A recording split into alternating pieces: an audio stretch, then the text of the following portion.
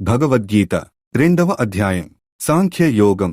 సంజయుడు పలికెను, జాలి నిండినవాడై శోకతప్త హృదయంతో కంటినిండా నీరు నిండిపోయున్న అర్జునుడిని చూసిన శ్రీకృష్ణుడు ఈ విధంగా పలికెను.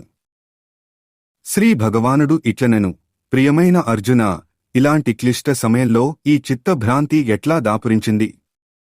ఇది గౌరవనీయ వ్యక్తికి తగదు. ఇది ఉత్తమ లోకాలకు దారి తీసేది కాకపోగా అపకీర్తి పాలుజేస్తుంది.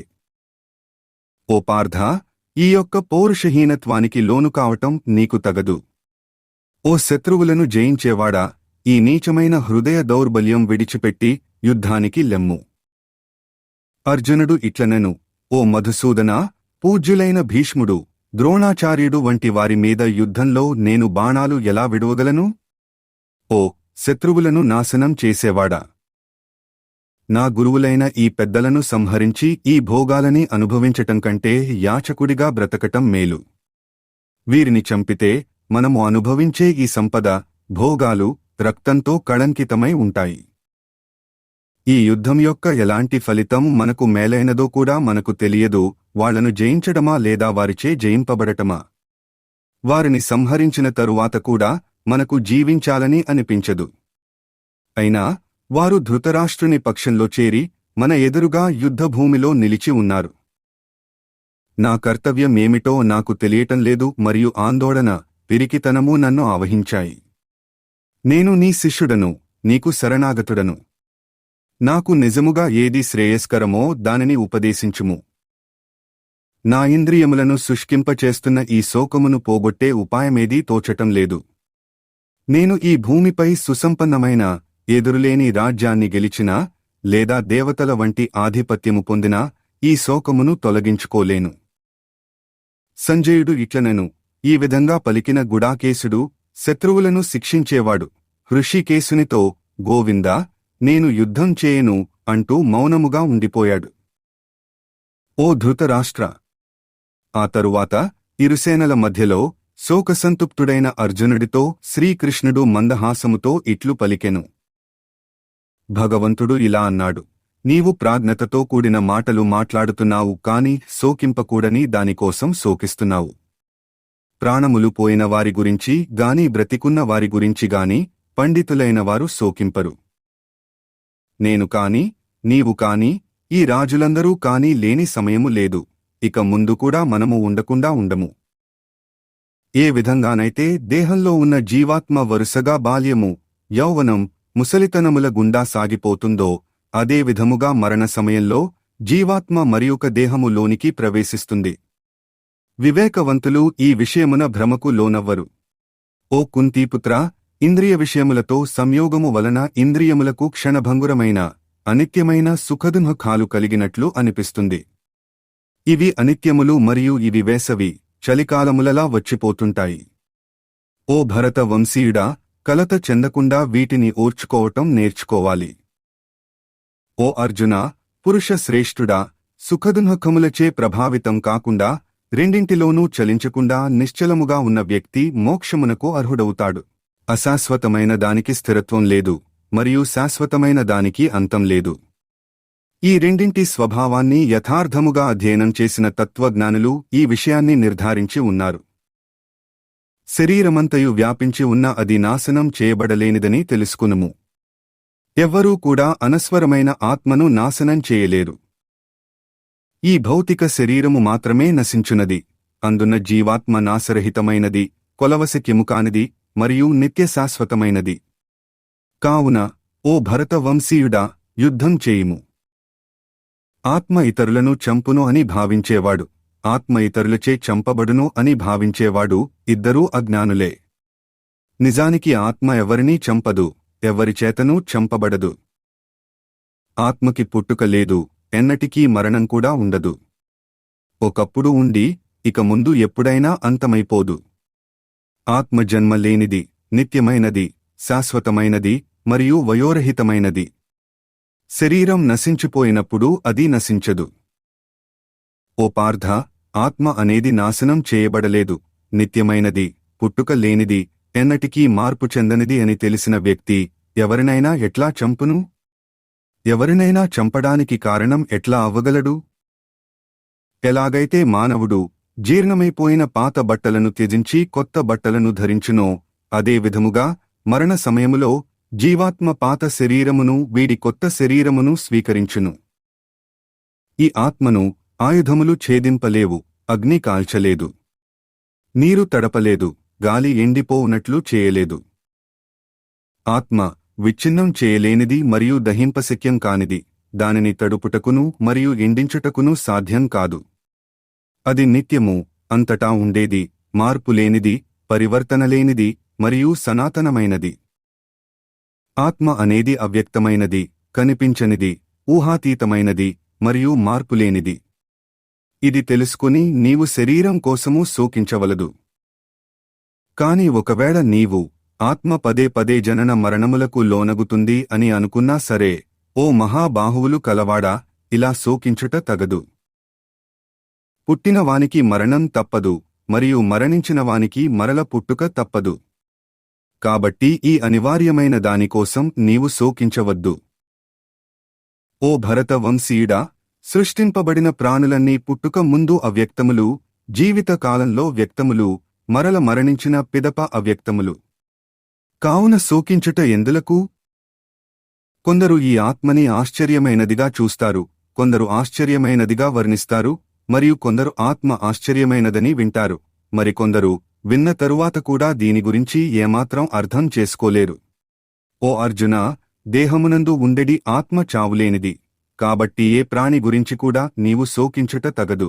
అంతేకాక నీ యొక్క క్షత్రియ స్వధర్మమును అనుసరించి నీవు చలింపరాదు. నిజానికి ఒక క్షత్రియుడికి ధర్మ పరిరక్షణకు యుద్ధం చేయటమనే దానికన్నా మించిన కర్తవ్యం లేదు.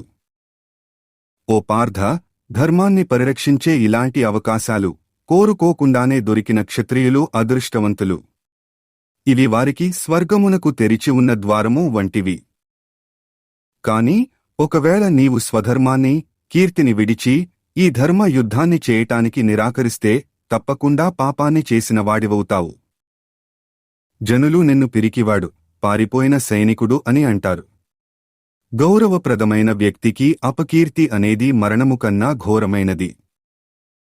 ఏ మహారథుల దృష్టిలో నీవు గొప్పవాడివో వారు నీవు యుద్ధభూమి నుండి భయముతో పారిపోయావనుకుంటారు.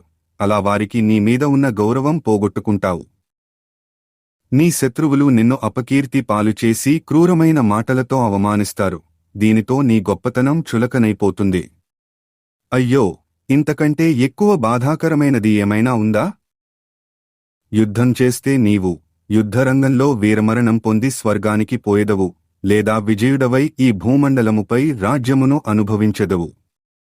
కావున కృత నిశ్చయుడవై లెమ్ము, ఓ కుంతీపుత్రుడా, యుద్ధానికి సిద్ధముకమ్ము. సుఖదుఃఖాలని, లాభనష్టాలని మరియు జయాపజయములను సమానంగా తీసుకుంటూ కర్తవ్య నిర్వహణగా యుద్ధం చేయుము. నీ బాధ్యతలని ఈ విధంగా నిర్వర్తించటం వలన నీకు ఎన్నటికీ పాపం అంటదు. ఇప్పటివరకు నేను నీకు సాంఖ్య యోగం అంటే ఆత్మతత్వం గురించి విశ్లేషణాత్మక జ్ఞానమును వివరించాను. ఇప్పుడు వినుము, ఓ పార్థ, నేను బుద్ధి యోగాన్ని విశదీకరిస్తాను. ఇలాంటి అవగాహనతో పనిచేసినప్పుడు నీవు కర్మ బంధముల నుండి విముక్తి పొందెదవు. ఈ దృక్పథంతో పనిచేసినప్పుడు ఎలాంటి నష్టము కాని వ్యతిరేక ఫలితములు కాని కలుగవు. కొద్దిగా సాధన చేసినా అది మనలని పెద్ద ప్రమాదం నుండి కాపాడును. ఓ కురువంశజుడా, ఈ దారిలో ఉన్న వారి బుద్ధి దృఢంగా స్థిరంగా ఉంటుంది మరియు వారి లక్ష్యము ఒక్కటే. కాని దృఢసంకల్పం లేని వారి బుద్ధి పరిపరి విధములుగా ఉంటుంది. పరిమితమైన అవగాహన కలవారు స్వర్గలోక ప్రాప్తి కోసం దాంభికమైన కర్మకాండలను ప్రతిపాదించే వేదాల్లో చెప్పబడిన సమ్మోహపరచే మాటలకు ఆకర్షితులవుతారు మరియు అందులో ఇంకా ఏమీ ఉన్నత స్థాయి ఉపదేశం లేదనుకుంటారు. తమకు ఇంద్రియ సుఖాలని ప్రాప్తింపచేసే వేదాల్లోని ఆయా భాగాలని ప్రశంసిస్తారు మరియు ఉన్నత జన్మ, ఐశ్వర్యం, ఇంద్రియ భోగాలు మరియు స్వర్గలోక ప్రాప్తి కోసం ఆడంబరమైన కర్మకాండలు చేస్తుంటారు. ప్రాపంచిక భోగాలు, సుఖాల పట్ల మనస్సు మిక్కిలి మమకారాసక్తితో ఉండి మరియు వారి బుద్ధులు ఇటువంటి వాటిచే చిత్తభ్రాంతికి లోనయ్యి వారు భగవత్ప్రాప్తి పదంలో సాఫల్యానికి కావలసిన దృఢ సంకల్పాన్ని కలిగి ఉండలేరు. ఓ అర్జునా, వేదములు భౌతిక ప్రకృతి యొక్క త్రిగుణాత్మకమైన విషయ సంబంధమై వివరించును. నీవు ఈ త్రిగుణములకు అతీతంగా శుద్ధ ఆధ్యాత్మిక చైతన్య స్థితిలో ఉండుము. ద్వంద్వముల నుండి విడివడి నిత్యమూ పరమసత్యంలో స్థితమై ఉండి మరియు భౌతిక లాభాలు, భద్రతల గురించి పట్టించుకోకుండా ఆత్మభావన యందే స్థితుడవై ఉండుము. ఒక చిన్న నీటి బావితో తీరే అన్ని ప్రయోజనాలు సహజంగానే ఒక పెద్ద నీటి కొలనుతో తీరుతాయి. అదే ప్రకారంగా పరమ సత్యాన్ని ఎరిగి భగవత్ ప్రాప్తి నొందిన వ్యక్తి అన్ని వేదముల లక్ష్యాన్ని నెరవేర్చినట్టే. శాస్త్రవిహిత కర్తవ్య కర్మను ఆచరించుటేందే నీకు అధికారము కలదు, కాని ఆ కర్మ ఫలములపైన నీకు హక్కు లేదు. నీవే కర్మ ఫలములకు హేతువు అని ఎప్పుడూ అనుకోకు మరియు చేయవలసిన కర్మలు మానుటలో ఆసక్తి ఉండరాదు. జయాపజయముల పట్ల మమకారాసక్తి విడిచిపెట్టి, ఓ అర్జునా, నీ కర్తవ్య నిర్వహణలో స్థిరముగా ఉండుము. ఇటువంటి సమత్వ బుద్ధియే యోగము అని చెప్పబడును. దివ్యమైన ఆధ్యాత్మిక జ్ఞానమును ఆశ్రయించుము. ఓ అర్జునా, ఫలాపేక్షతో చేసే పనులను త్యజించుము. బుద్ధిని ఆధ్యాత్మిక దివ్యజ్ఞానంలో స్థిరంగా ఉంచి చేసే పనుల కన్నా అవి నిమ్న స్థాయికి చెందినవి. తమ కర్మ ఫలములను తామే భోగించగోరే వారు లోభులు, పిసినారులు. వివేకముతో ఈ ఫలాసక్తిరహిత కర్మశాస్త్రమును ఆచరణలో పెట్టినవాడు ఈ జన్మలోనే పుణ్య పాపములను రెంటినీ త్యజించును. కాబట్టి నైపుణ్యంతో, సరియైన దృక్పథంతో పనిచేయటం అనే యోగ అభ్యాసము చేయుము. జ్ఞానులు సమత్వ బుద్ధి కలిగి ఉండి జననమరణ చక్రంలో బంధించే కర్మ ఫలములపై మమకార్సక్తులను త్యజించి ఉంటారు. ఇలాంటి దృక్పథంతో పనిచేయటం వలన సమస్త దుఃఖములకు అతీతమైన స్థితిని పొందెదరు. మోహమనే ఊబి నుండి నీ బుద్ధి బయటపడినప్పుడే నీవు ఇప్పటివరకు విన్న దాని గురించి, ఇక వినబోయేదాని గురించి వైరాగ్యం కలుగుతుంది. ఇహపర లోక భోగముల విషయంలో కామ్య కర్మకాండలను చెప్పే వేద విభాగాల వైపు ఆకర్షితం కాకుండా నీ బుద్ధి ఎప్పుడైతే భగవంతుని యందే నిశ్చలంగా ఉంటుందో అప్పుడు సంపూర్ణమైన యోగస్థితిని పొందెదవు. అర్జునుడు పలికెను, ఓ కేశవ, భగవద్ ధ్యాస యందే స్థిరముగా ఉన్న స్థితప్రజ్ఞుని వాని లక్షణములు ఏమిటి? జ్ఞానోదయం అయిన వ్యక్తి ఎలా మాట్లాడును? ఎలా కూర్చోనను? ఎలా నడుచును? భగవానుడు పలికెను, ఓ పార్థ, మనస్సుని వేధించే అన్ని స్వార్థ ప్రయోజనాలను, ఇంద్రియవాంఛలను త్యజించి ఆత్మజ్ఞానంలో సంతుష్టుడైనప్పుడు ఆ వ్యక్తిని స్థితప్రజ్ఞుడు అంటారు. దుఃఖముల నడుమ కలతచెందని వ్యక్తి, సుఖముల కోసం ప్రాకులాడని వ్యక్తి, మమకారము, భయము మరియు క్రోధము విడిచిన వ్యక్తిని స్థితప్రజ్ఞుడైన ముని అని అంటారు. ఎవరైతే అన్ని పరిస్థితులలో మమకారం, ఆసక్తి లేకుండా ఉంటాడో, సౌభాగ్యానికి హర్షమునందకుండా మరియు కష్టాలకు కృంగిపోకుండా ఉంటాడో అతను పరిపూర్ణ జ్ఞానంతో ఉన్న ముని. తాబేలు దాని అంగములను తన పైచిప్పలోనికి ఉపసంహరించుకున్నట్టుగా ఇంద్రియములను వాటి విషయార్థముల నుండి వెనుకకు మరల్చగలిగినవాడు దివ్యమైన ఆధ్యాత్మిక జ్ఞానంలో స్థిరచిత్తుడగును. సాధకులు తమ ఇంద్రియములను వాటి భోగ వస్తు విషయముల నుండి నియంత్రించినా కాని ఇంద్రియ విషయముల మీద రుచి ఉండిపోతుంది. కాని భగవత్ ప్రాప్తి నొందిన వారికి ఆ రుచి కూడా అంతమగును. ఇంద్రియములు ఎంత ప్రబలమైనవి, అల్లకల్లోలమైనవి అంటే, ఓ కుంతీపుత్రుడా, వివేకము కలిగి స్వీయ నియంత్రణ పాటించే సాధకుని మనస్సుని కూడా బలవంతంగా లాక్కోనిపోగలవు. ఎవరైతే తమ ఇంద్రియములను వశమునందు ఉంచుకుని మనస్సుని నాయందే ఎల్లప్పుడూ లగ్నం చేయుదురో వారు సంపూర్ణ జ్ఞానంలో స్థితులే ఉన్నట్టు. ఇంద్రియ విషయముల మీద చింతన చేయటం వలన వాటి మీద మమకారాసక్తి పెరుగుతుంది. ఈ ఆసక్తి కోరికలను కలుగచేస్తుంది మరియు కోరికల నుండి క్రోధం ఉత్పన్నమవుతుంది. కోపం అనేది విచక్షణా రాహిత్యానికి దారితీస్తుంది. అది స్మృతి, జ్ఞాపకశక్తి, భ్రమని కలుగచేస్తుంది. స్మృతి భ్రమ కలిగినప్పుడు బుద్ధి నశిస్తుంది. బుద్ధి నశించినప్పుడు మనుష్యుడు పతనమవుతాడు. ఇంద్రియ వస్తు విషయములను వాడేటప్పుడు కూడా మనస్సుని నియంత్రించినవాడై మమకారద్వేష రహితంగా ఉన్నవాడు భగవంతుని కృపకు పాత్రుడగును. భగవత్ కృప ద్వారా అన్ని దుఃఖాలు తొలగిపోయే పరమశాంతి లభిస్తుంది మరియు అలా ప్రసన్న చిత్తంతో ఉన్న వ్యక్తి యొక్క బుద్ధి శీఘ్రముగానే భగవంతునియందు స్థిరముగా నిలుస్తుంది. కాని మనస్సు ఇంద్రియములను నియంత్రించని క్రమశిక్షణ లేని వ్యక్తికి స్థిరమైన బుద్ధి కాని నిలకడైన భగవద్ధ్యాస కాని ఉండవు. ఎవరైతే మనస్సుతో భగవంతుని యందు ఎన్నడూ ఐక్యమవడో వానికి శాంతి ఉండదు, మరియు మనశ్శాంతి లోపించినవాడు సంతోషంగా ఎలా ఉండగలడు? ఎలాగైతే బలమైన వీచేగాలి నీటిలో నావను దాని దిశ నుండి పక్కకు నెట్టివేస్తుందో, ఏ ఒక్క ఇంద్రియము పైనగాని మనస్సు కేంద్రీకృతమైనచో అది బుద్ధిని హరించి వేస్తుంది.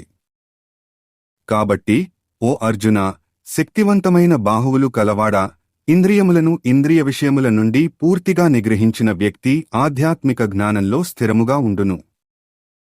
అన్ని ప్రాణులు దేన్నైతే పగలు అనుకుంటాయో అది పండితునికి అజ్ఞానపు రాత్రి, మరియు అన్ని ప్రాణులకు ఏది రాత్రియో అది అంతర్ముఖులైన జ్ఞానులకు పగలు. ఎన్నో నదులు తనలో నిత్యం కలుస్తున్నా, ఎలాగైతే సముద్రం నిశ్చలంగా ప్రశాంతంగా ఉంటుందో, అదేవిధంగా ఎన్నో వాంఛనీయ వస్తువులు తన చుట్టూ వస్తూనే ఉన్నా చలించని యోగి శాంతిని పొందుతాడు.